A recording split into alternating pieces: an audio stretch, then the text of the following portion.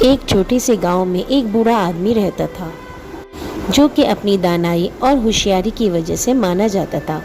لوگ اس کے پاس مشورے لینے کے لیے آتے تھے۔ ایک دن ایک آدمی اپنی زندگی کی پریشانیوں سے تنگ آ کے اس کے پاس آیا اور کہنے لگا کہ میں بہت زیادہ پریشان ہوں، کنفیوز ہوں۔ تو وہ بوڑھا آدمی اس سے کہنے لگا کہ میں تم سے 3 سوال کروں گا، اگر تم نے ان تینوں سوالوں کے جواب بالکل ٹھیک دیے تو تم اپنی زندگی کی پریشانیوں کا حل ڈھونڈ لو گے۔ وہ تیار ہو گیا۔ اس نے پہلا سوال کیا کہ سب سے اہم وقت کون سا ہے؟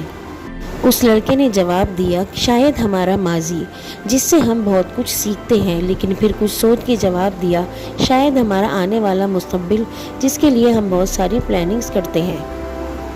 وہ بوڑھا آدمی ہنسنے لگا اور کہنے لگا کہ سب سے اہم وقت آج ہے، یہ وقت جو تمہارے ہاتھ میں ہے۔ اگر یہ وقت تم نے کھو دیا تو تم سب کچھ کھو دو گے۔ وہ لڑکا یہ سن کے بہت حیران ہوا۔ اس بوڑھے آدمی نے دوسرا سوال کیا کہ تمہاری زندگی میں سب سے زیادہ اہمیت کس چیز کی ہے؟ تو اس نے کہا میری فیملی، جس کے لیے میں سب کچھ کر رہا ہوں، یا پھر شاید میرا باس جس کی میں نوکری کر رہا ہوں۔ وہ بوڑھا آدمی مسکرایا اور کہنے لگا کہ نہیں، سب سے امپورٹنٹ آدمی وہ ہے جس کے ساتھ تم اس وقت موجود ہو، جو سب سے زیادہ تمہاری محبت اور توجہ چاہتا ہے۔ وہ لڑکا سن کے کچھ سمجھ کے مسکرایا۔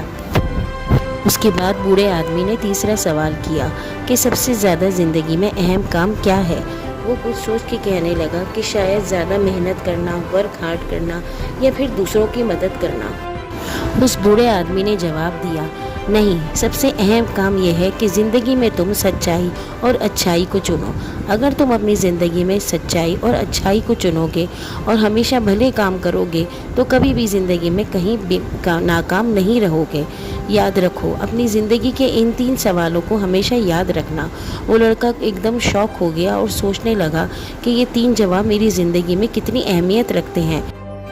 سب سے پہلے وہ وقت جس کے ساتھ ہم ابھی جی رہے ہیں، دوسرے وہ انسان جو ہمارے ساتھ ابھی موجود ہے، تیسرے یہ کہ ہمیشہ سچے اور اچھے لوگوں کو پسند کرنا اور ہمیشہ اپنی زندگی میں اچھائی اور سچائی کو چوز کرنا۔ اس کے بعد اس لڑکے کو اس کے سوالوں کے جوابات مل گئے تھے اور وہ اپنی زندگی میں فوکس رہنے لگا تھا، اور جب بھی وہ پریشان ہوتا تو اس نے یہ سوچا کہ 3 جوابوں کے بارے میں سوچ لوں، تو اس کی زندگی کے حل نظر آنے لگ گئے تھے۔